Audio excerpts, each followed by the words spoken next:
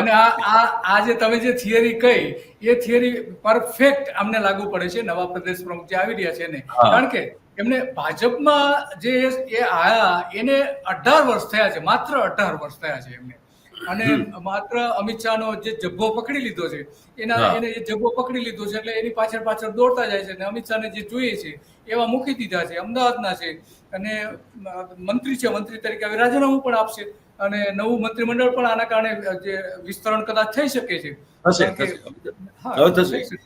એ પણ એવું લાગી રહ્યું છે અત્યારે આના કારણે બધું જે થશે તો જબ્બો પકડી લો તો આ પંચાલ બની શકો. હા હા, અને પંચાલમાંથી પછી વિશ્વકર્મા બની શકો.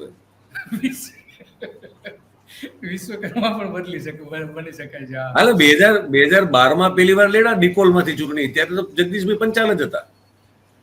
પછી એ વિશ્વકર્મા થઈ ગયા, પછી આ જ્ઞાતિનો થપ્પો લગાવ્યો.